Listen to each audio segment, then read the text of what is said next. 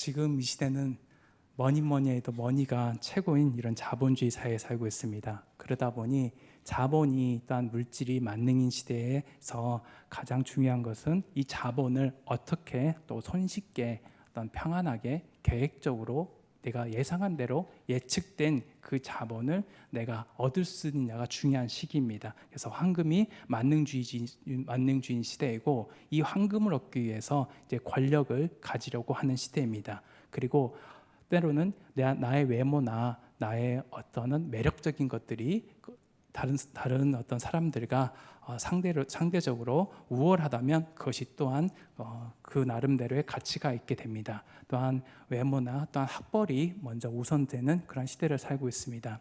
이러한 시대를 살아가고 있는 이 시대를 살아가는 우리들에게 과연 이 잠언 22절 말씀은 어떤 교훈을 주는지 살펴보기 원합니다. 사실 잠언 22장 1절에서 16절을 보면 이 얘기했다 저 얘기했다 하는 것처럼 보입니다.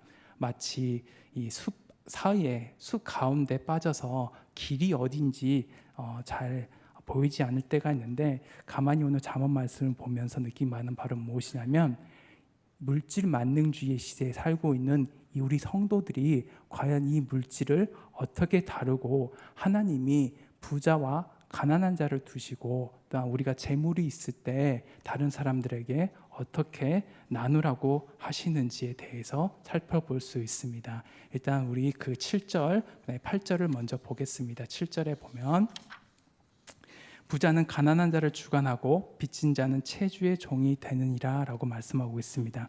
이 본절에서는 부자와 또한 가난한 자의 그러한 상황이 대조되고 있습니다. 구약 성경에서 가난한 자는 종종 보호의 대상입니다. 또한 빚진 자와 여기서는 가난한 자는 동일어입니다. 따라서 이 가난한 자는 게을러서 또는 부지런히 일하지 않았기 때문에 가난해질 수 있었고, 또는 여러 가지 이유로 인해서 가난해질 수 있습니다. 때로는 오늘 본문 말씀에서 이 가난한 자 또는 빚진 자가 됐다는 것은 또 다른 의미로 볼 수 있는데, 그것은 무엇이냐면 하나님이 주신 시간을 낭비하는 게으른 악인이라고도 볼 수 있습니다. 즉 하나님이 우리에게, 모든 사람에게 공평하게 시간을 주셨는데 그 시간을 하나님의 뜻과 하나님의 방법을 가지고 열심히 일해야 함에도 불구하고 그 시간을 낭비하고 허비함으로 말미암아 경제적으로 가난해졌다는 것을 오늘 본문 말씀에서는 볼 수 있습니다. 따라서 하나님의 백성들은 하나님의 뜻과 하나님이 우리에게 주신 그 하루하루의 삶을 소중히 여기며 부지런히 일하는 가운데 이 가난의 굴레에서 벗어나도록 노력해야 된다는 것입니다. 이 가난한 자는 여러 가지가 의미가 있지만, 따라서 그 원인을 볼 때 하나님의 뜻을 헤아리지 못함으로 말미암아 그 하나님의 뜻에 합당하지 못한 악인이라고 또 평가할 수도 있다는 것입니다. 8절에 보면 악을 뿌리는 자는 재앙을 거두리니 그 분노의 기세가 쇠하리라 라고 말씀하고 계십니다. 여기서는 기세는 바로 무엇이냐면 그 장대나 막대기, 지팡이 등을 나타냅니다. 이 기세는 바로 무엇이냐면 권위와 능력을 나타내는 지팡이라고도 할 수 있습니다. 즉 이 시대는 어떤 시대냐면 악인이 많이 가졌다는 이유로 인해서 그 권세를 휘두르고 있는 그 시대라고 할 수 있습니다. 그 악을 가지고 악인이 자기의 어떤 능력과 권위를 가지고 다른 사람들의 생명을 또한 해할 수 있는 그런 어떤 그 권한을 가지고 있다는 이 권한을 가지고 있는 것을 나타내고 있습니다. 우리도 이와 같은 시대에 살고 있습니다. 어떤 시대냐면 때로는 선인이 아니라 악인이 그가 여러 가지 것들을 가지고 있다는 이유로 인하여서 다른 사람의 어떤 그 소유나 생명에 관한 권리까지 박탈하고 있는 이 시대를 살고 있지 않나 돌아볼 수 있다는 것입니다. 하지만 그런다 할지라도 이 하나님께서는, 절대 주권자인 하나님께서는 이 악인이 아무리 그러한 분노의 지팡이를 휘두른다 할지라도 그것을 쇠하게 하신다고 분명히 말씀하고 계십니다. 악을 뿌린다라고 보면서 말하고 있는데, 이 뿌린다는 것은 농사와 관련된 비유입니다. 아무리 농부가 자신의 땅에 씨를 뿌린다 할지라도 하나님이 또한 하늘이 때에 따라서 비와 햇빛을 비추지 않으면 그 농사의 결실을 거둘 수 없습니다. 따라서 악인이 아무리 득세를 하고 있고 때로는 우리 선인의 그런 약한 자들의 그런 생명까지도 해야 하는 그 시대라 할지라도 하나님이 그 모든 절대적인 주권으로 인하여서 그 악인의 지팡이와 권세까지도 쇠하게 하신다는 것입니다. 따라서 오늘 본 말씀에서는 우리의 삶의 주권자와 우리의 삶의 진정한 창조주가 누구시냐는 것입니다. 그래서 우리 삶의 배후에 있는 눈에 보이지 않지만 절대적인 주권을 가지고 계시는 그 하나님이 때로는 내가 물질 만능지 황금 만능지 권력이 우선되는 그 시대 가운데서 다른 사람에 비해서 많이 갖지 못하고 소외되고 때로는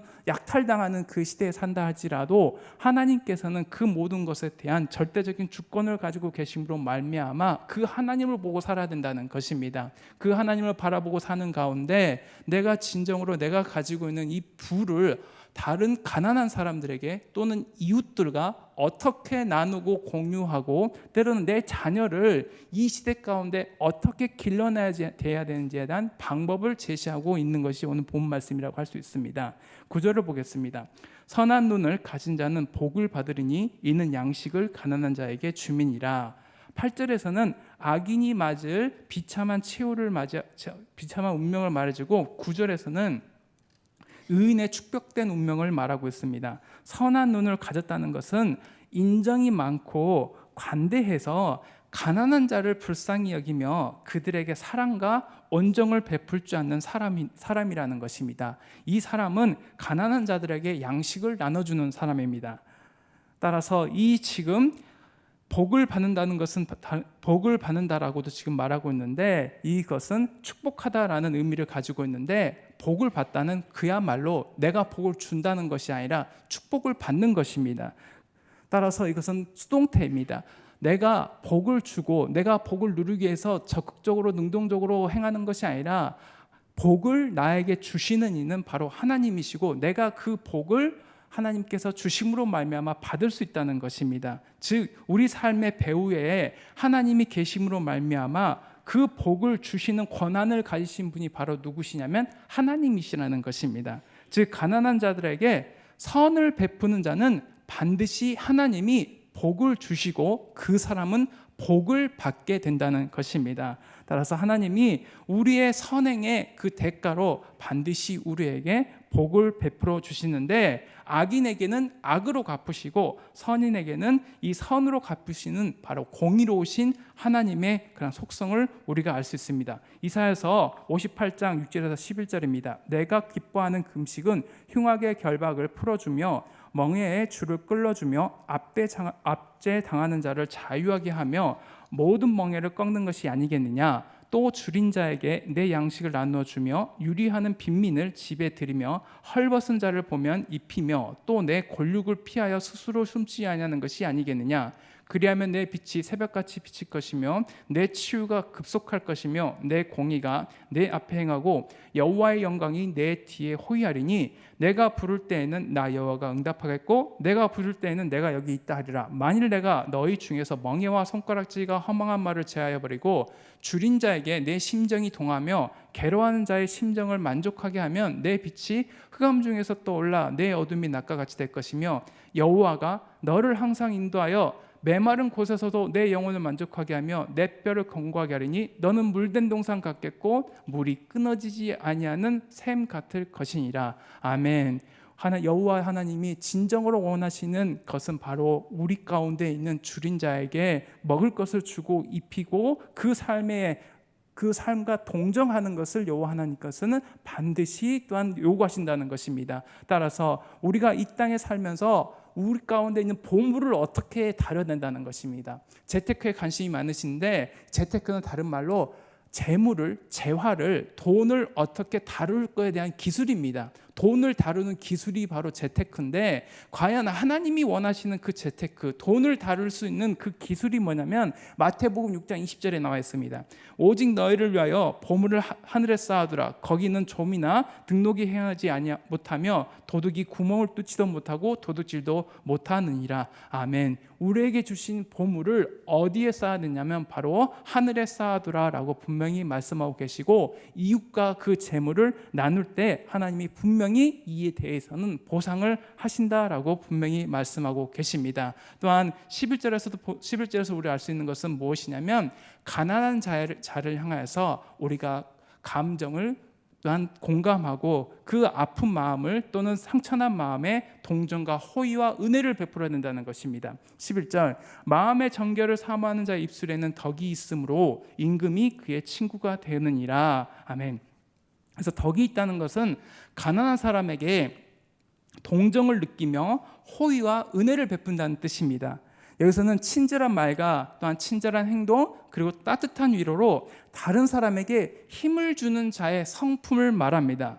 이러한 행위는 이스라엘의 진정한 왕이신 하나님이 그 백성을 향해서 베푸시는 사랑과 공율하심을 생각나게 합니다.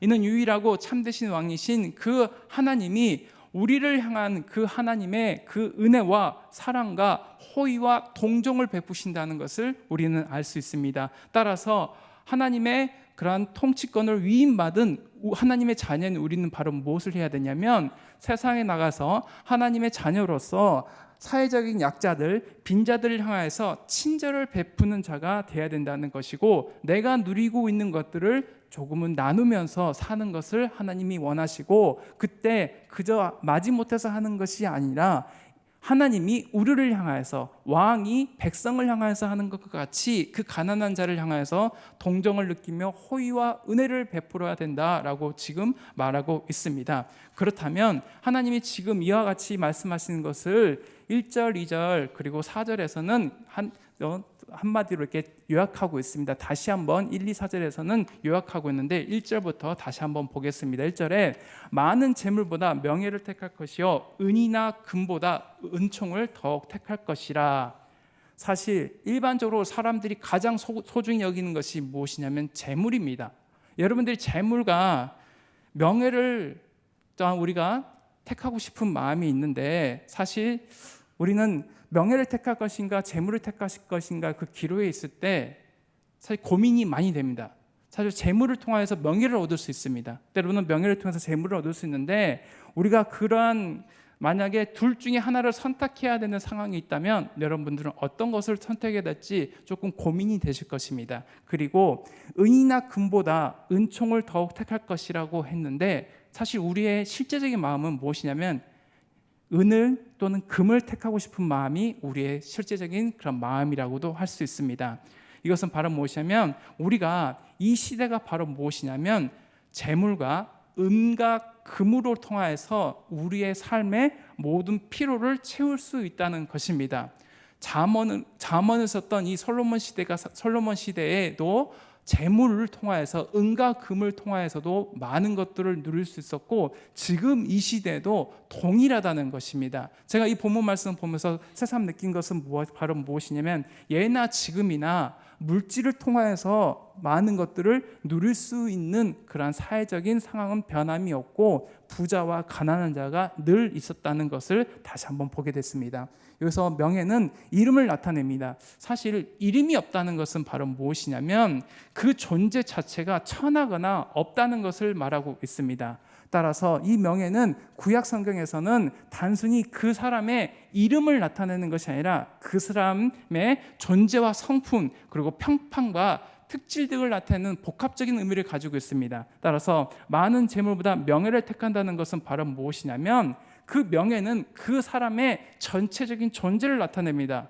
따라서 이 많은 재물보다 명예를 택할 것을 격려하고 있는 것은 이 땅에서의 현실적이고 실제적인 그런 평안함과 안락함을 가져다주는 재물보다 눈에 보이지 않지만 다른 사람이 나를 인정해주는 그러한 성품과 자질과 인격을 갖추라는 것입니다. 재물이 아니라 다른 사람이 나를 어떻게 평가하고 인정해주고 내 인품을 어떻게 평가하는지에 대해서 관심을 가지라는 것입니다. 하지만 우리는 재물을 쌓는 것에 관심이 있지 다른 사람이 나의 인품이나 성품이나 인격에 대해서 어떻게 평가하는 데에 대해서는 잘 관심을 가지지 않을 때가 있습니다. 하지만 오늘 본 말씀 보는 것처럼 이제 하나님의 자녀가 됐으면 다른 사람이 나를 어떻게 평가하는지에 대해서도 또한 내 전체적인 존재에 대해서도 어떻게 평가하는지에 대해서 관심을 가지라는 것입니다. 그 다음에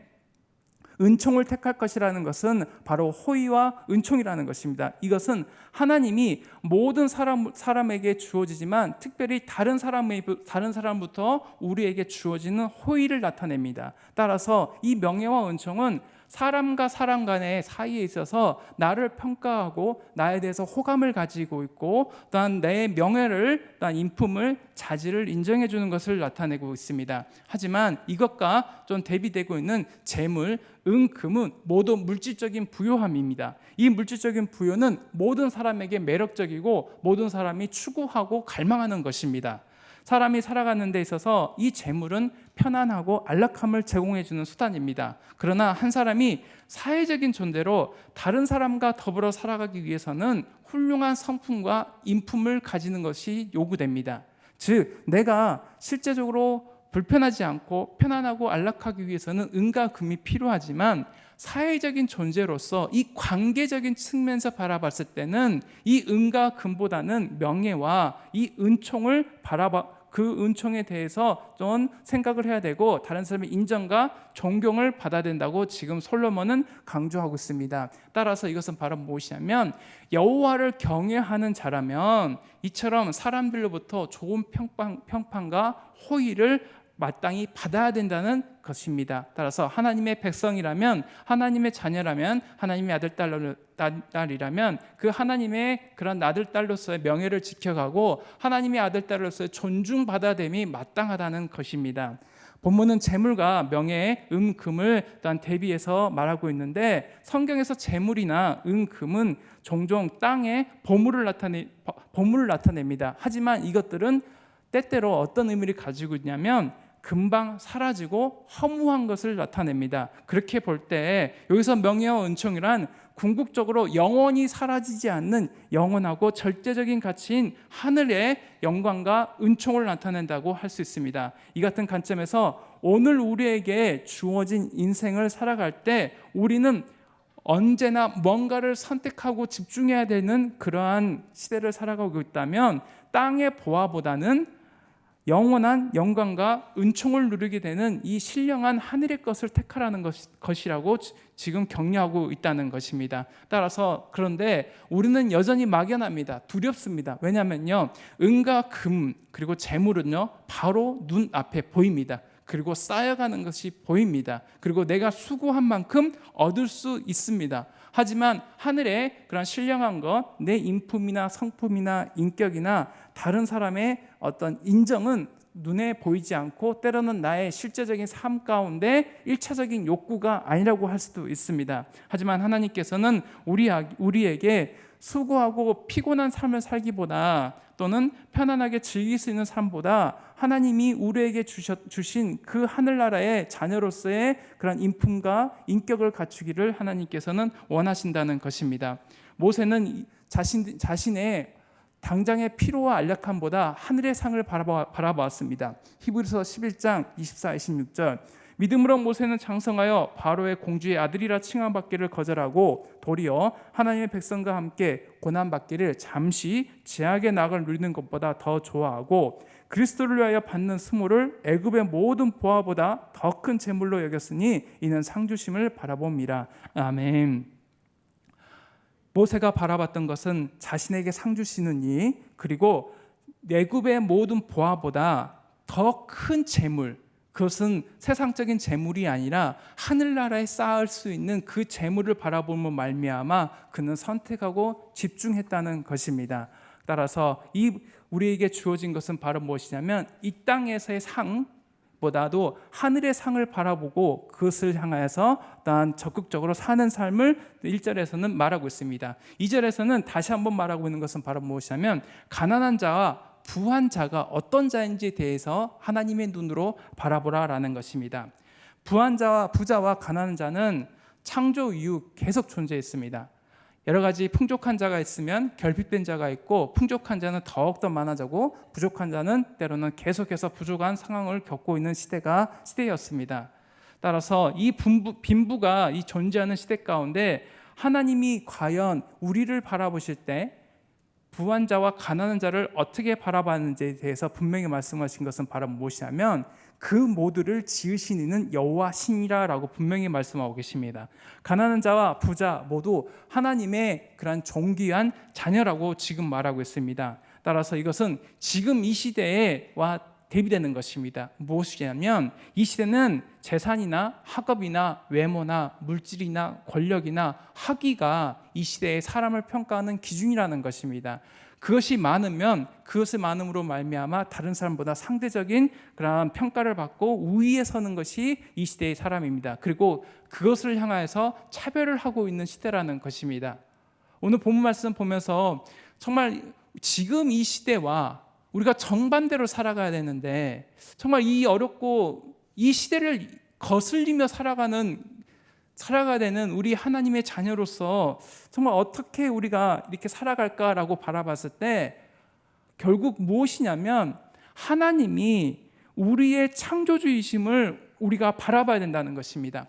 하나님이 우리의 창조주이시며 하나님이 결국에는 절대적인 권력을 가지고 있고 그 하나님의 그러한 통치와 다스림을 받는 하나님의 자녀로서 이 땅 가운데 어떻게 살아가야 된다는 것입니다. 정말 실질적인 문제입니다. 재물, 명예, 권력, 다른 사람들과 나눔, 이것, 그리고 내가 명예보다 과연 재물을 선택하고 있는 상황 가운데 재물이 우선시되고 있는 이 시대 가운데 나는 명예와 인품과 진정으로 다른 사람의 평가를 중요하게 생각하고 있는가? 또는 하나님이 이 모든 사람을 하나님의 형상대로 고귀하고 존귀한 자로 창조하셨음에도 불구하고 나는 이들과 함께 진정으로 살아가려는 마음이 있는가? 차별하고 분리하고 나만 잘 먹고 잘 살려고 하는가? 때로는 아파트의 고급 아파트에서는 오히려 가난한 자조차 들어가지도 못하고 교류하지도 못하고 있는 이 시대 가운데 사는 우리가 과연 어떻게 이 시대를 살아가야 하는지에 대해서 하나님은 분명히 말씀하고 계십니다.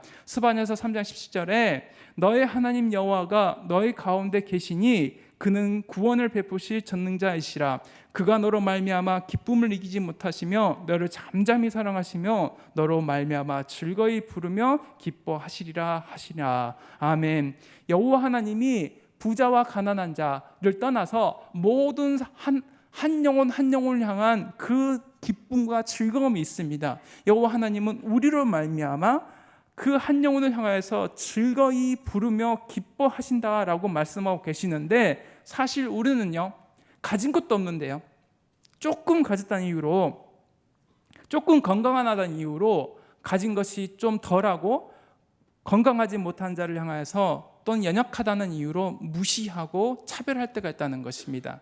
내가 가진 것이 조금이라도 있으면 그것이 상대적인 평가로 인하여서 내가 우위에 서고 그것이 뭔가를 또한 짓밟고 무시할 수 있는 근거가 되고 있는 시대가 바로 이 시대라는 것입니다. 하지만 하나님께서는 주체하지 못하는 그 사랑으로 말미암아 그 영혼을 사랑하시는데, 나는 그 주체하지 못한 하나님의 사랑과는 반대로 그 한 영혼을 때로는 내가 가진 물질적인 것, 현세적인 것을 향하여서 짓밟고 차별하고 있다는 것입니다. 이것은 결국 그 사람을 멸시하는 것 이전에 여호와 하나님을 일단 멸시하는 행동이다라고 지금 말할 수 있습니다.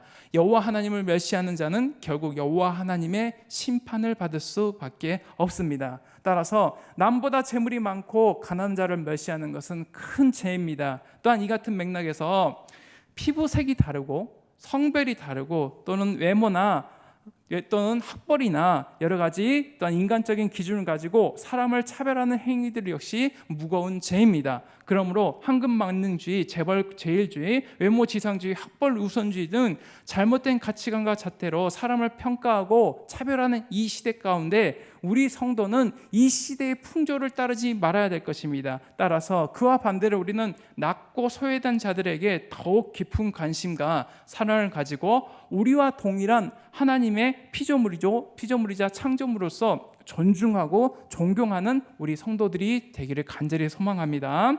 로마서 15장 1, 2절 믿음이 강한 우리는 마땅히 믿음이 약한 자의 약점을 담당하고 자기를 기쁘게 하지 아니할 것이라 우리 각 사람이 이웃을 기쁘게 하되 선을 이루고 덕을 세우도록 할지니라. 아멘. 이 세상에는 부자와 가난한 사람이 존재하지만 이 모든 자들을 지으신 분은 여호와 하나님이십니다. 일반적으로 잠언에서 이 부자는 또 경건하지 않고 압제하는 존재이나 압제하는 존재이고 가난한 자들은 보호받아야 할 존재로 다뤄집니다. 그러나 본질에서는 부자와 가난한 자는 다른 방식으로 살아가고 있으며 근본적으로 동등한 자, 평등한 자라고 지금 묘사하고 있습니다. 이러한 사실은 재산의 정도에 따라서 사람이 차별받아서는 안 된다는 것이며 부자라고 무조건 우리도 비난해서는 안 된다는 것입니다. 왜냐하면 가난한 자라고 해서 그가 차별받지 않아야 하며 부자라고 해서 무턱대고 비난해서는 안 된다는 것입니다. 결국 부자나 가난한 자나 모두 하나님의 피조물로서 재물이 많거나 적거나 모두 존중받아야 할 대상이라는 것입니다. 그런데 이들이요 뭘 하냐면요 함께 산다라고 지금 말하고 있습니다. 함께 산다. 함께 산다는 것은 그들은 만나게 된다라는 뜻입니다. 하지만 이 시대는 어떻습니까? 부자는요 자신들의 커뮤니티에서만 살려고 합니다. 그리고 부자들은 자신이 거주하고 있는 그 생활 반경 안에 가난한 자가 들어오는 것을 원하지 않습니다. 최근에는 고급 아파트는 아예 들어가는 출입구의 문조차도 열어주지 않습니다. 차별하고 분리하고 그 구역 안에서 보호받으려고 합니다. 구역을 나눕니다.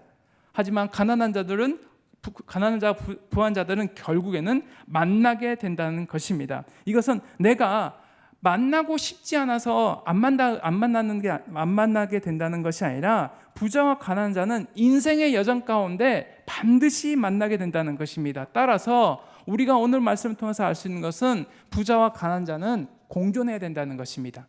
함께 살아가야 된다는 것입니다. 따라서 부자와 가난한 자는 서로를 존중할 뿐만 아니라 그 배후에 있는 창조주 하나님이 우리의 삶을 주관하시는 분임을 분명히 알아야 된다는 것입니다. 창조주 하나님이 우리를 지으셨고 우리가 어떠한 모습이든지 우리가 내 뜻 자의와는 상관없이 하나님의 의도와 그 목적에 따라서 우리는 결국 만나게 된다는 것입니다.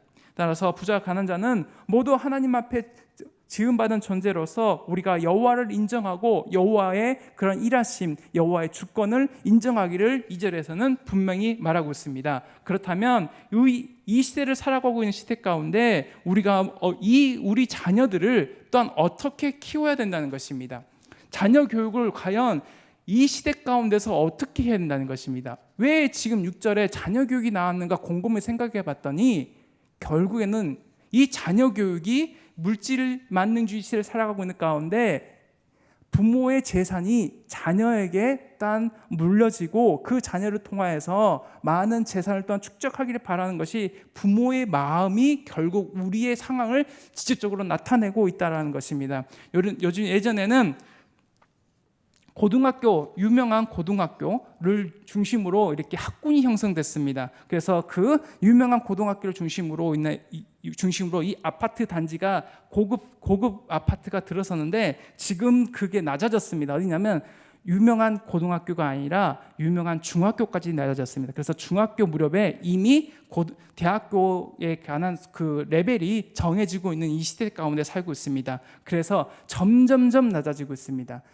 우리 아이의 어떤 앞으로의 진로나 대학교나 학업 성취도가 결정적 영향을 미치는 시기가 언제냐고 예전에 연구한 자료에 의하면 초등학교 4학년에 이미 그 아이가 어떤 IQ를 가지고 있고 어떻게 학업을 이어갈지 성취 수준이 어디에 있는지에 대해서는 이미 초등학교 4학년 때 이미 정해진다라는 연구 결과도 있었는데 이제는 명문 중학교까지 낮아졌습니다. 명문 고등학교가 아니라 명문 중학교까지 낮아졌다는 것을 우리는 알 수 있습니다. 그럼 6절에서는 분명히 또한 말씀하시는 것은 마땅히 행할 길을 아이에게 가르치라 그리하면 늙어도 그것을 떠나지 아니하리라 라고 분명히 말씀하고 계십니다. 마땅히 행한다는 것은 바로 무엇이냐면 입구나 입이라는 뜻입니다. 그리고 길은 바로 무엇이냐면 그의 길의 입구를 따라서라는 뜻인데, 이 길은 다른 말로 말하면 사람이 마땅히 따라야 할 의로운 삶의 태도와 방식을 말합니다. 이 길은 실제로 걸어가는 우리의 길이 아니라 삶의 태도와 방식을 나타냅니다. 따라서 이 마땅히 행할 길, 삶의 태도와 방식이 무엇이냐면 지혜로운 삶, 즉 여호와를 경외하는 삶을 어느 때 가르쳐야 된다는 것이죠. 아이일 때 가르쳐야 된다고 지금 말하고 있습니다. 여기서 아이는요, 태어난 지 몇 개월 되지 않은 유아입니다. 유아. 몇 개월 되지도 않은 유아에게 젖먹이 아이입니다. 젖먹이 아이일 때부터 뭘 해야 되냐면 바로 사람이 마땅히 따라가야 할 의로운 삶의 태도, 즉 지혜로운 삶, 여호와를 경외하는 삶을 지금 가르치라라고 지금 말합니다. 성경에서 지금 조기교육을 말하고 있습니다. 지금 조기교육을 말하는데 젖먹이 때부터 지금 여호와 하나님의 그러한 여호와 하나님을 경외하는 지혜로운 삶을 지금 살아가라 지금 말하고 있는데, 가르치라라는 뜻을 보면요, 저도 깜짝 놀랐습니다. 이것은 뭐냐면 집에 낙성식을 거행할 때 사용하는 표현인데, 이것은 무엇이냐면 봉헌하다, 바치다라는 뜻입니다. 즉 가르치다는 것은 어떠한 학업적인 수준을 가지고 학업적인 항목을 가르치고 가르치는 것이 아니라 어린아이에게 도덕적이고 선교적인 삶을 살게끔 서약하라라고 지금 말하고 있습니다. 부모는 단순히 자녀를 낳고 자라게 하는 것으로 의무를 다하는 것이 아니라 어린 아이일 때, 즉 젖먹일 때부터 마땅히 신앙에 기초한 덕 있는 삶을 살아가도록 가르치라라고 지금 말하고 있습니다. 디모데후서 3장 15절 17절에서 이렇게 말하고 있습니다. 또 어려서부터 성경을 알았나니 성경은 능히 너로 하여금 그리스도 예수 안에 있는 믿음으로 말미암아 구원에 이르는 지혜가 있게 하느니라. 모든 성경은 하나님의 감동으로 된 것으로 교훈과 책망과 바르게 함과 의로 교육하기에 유익하니 이는 하나님의 사람으로 온전하게 하며 모든 선한 일을 행할 능력을 갖추게 하려 함이라. 아멘. 따라서 우리에게 주어진 우리 자녀를 양육할 때 가장 무엇을 해야 되냐면 어릴 때부터 가장 우선순위에 두면서 여호와 하나님을 경외하는 삶을 이제 가르치라라고 분명히 잠언에서는 말씀하고 계십니다. 이제 마지막입니다. 4절에 겸손과 여호와를 경외함의 보상은 재물과 영광과 생명이니라라고 말씀하고 계십니다.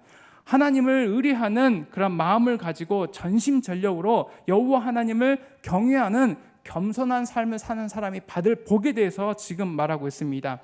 경외함의 보상은 이에서 보상이라는 것은 다른 말로 발 뒤꿈치를 잡다라는 뜻인데, 이것은 바로 무엇이냐면 이 보상이요, 내가 적극적으로 달려들어서 취한다는 뜻입니다. 이 말은 무엇이냐면 겸손하게 여호와를 경외할 때 그 결과 당연하게 그 보상과 대가가 나에게 적극적으로 달려들어서 취할 수 있다는 것입니다. 여호와 하나님의 우리가 여호와 하나님을 겸손하게 따를 때 이 여호와 하나님이 우리에게 반드시 보상해 주시고 그 보상을 우리가 취할 수 있다는 것입니다. 그 보상은 바로 무엇입니까? 재물과 영광과 생명입니다. 지금까지 기껏 재물을 나누라 했는데 여호와 하나님은 나눴을 때 오히려 재물을 얻을 수 있고 영광을 얻을 수 있고 생명을 얻을 수 있다라고 지금 오히려 반대로 말하고 있습니다. 여기서 생명은 다른 말이 아닙니다. 생명은 건강하고 왕성한 생명력으로 활기 있게 살아가며 주어진 사명을 효과적으로 수행하는 그야말로 완전한 삶을 살아가는 것을 말하고 있습니다. 시편 56편 13절 주께서 내 생명을 사망에서 건지셨음이라. 주께서 나로 하나님 앞 생명의 빛에 다니게 하시려고 실족하게 아니하게 하셨느니라. 에레미야 21장 8절 여호와께서 말씀하시기를 보라 내가 너희 앞에 생명의 길과 사망의 길을 두었노라. 너는 이 백성에게 전하라 하셨느니라. 따라서 잠언은 이 물질주의 또한 권력이 우선시되고 있는 이 시대 가운데서 때로는 이 시대를 역행하는 삶을 살아가는 하나님의 자녀로서의 삶을 말하고 있습니다. 이 하나님의 자녀의 삶을 살아가는 것은 때로는 힘듭니다. 왜냐하면 내 눈앞에 은과 금이 보이기 때문입니다. 그리고 명예와 여러 가지 권력이 내 눈앞에 있고 그 권력을 가지고 있는 악인이 그 지팡이를 권세를 휘두르고 있는 시대 가운데 있기 때문에 나도 저와 같이 권세를 휘두르며 재물을 취하고 다른 사람의 그러한 여러 가지 안위를 또한 위협하고 있는 상황 가운데 내 것을 지키기 위해서 때로는 그 세상적인 방법으로 그 권력과 재물을 취하려고 하는 이 시대 가운데 여호와 하나님께서는 오히려 창조주 하나님이시며 온 세계의 주관자이심을 분명히 말씀하고 계십니다. 그래서 내게 재물과 영광과 생명과 자녀를 어떻게 양육해야 될지에 대해서 분명히 말씀하고 계십니다. 그것은 겸손하게 여호와를 경외하라, 지금 분명히 말씀하고 계십니다. 우리에게 주어진 삶, 때로는 눈에 보이는 것으로 인해서 현혹될 때도 있고 그 눈에 보이는 것을 취하려고 할 때가 있지만 여호와 하나님이 우리에게 겸손하게 경외하는 자에게 주시는 그 재물과 영광은 물론이거니와 왕성한 생명력을 가지고 하나님의 뜻과 사명을 따라 살아가는 하나님의 자녀로서 영예로운 삶을 살기를 간절히 소망합니다.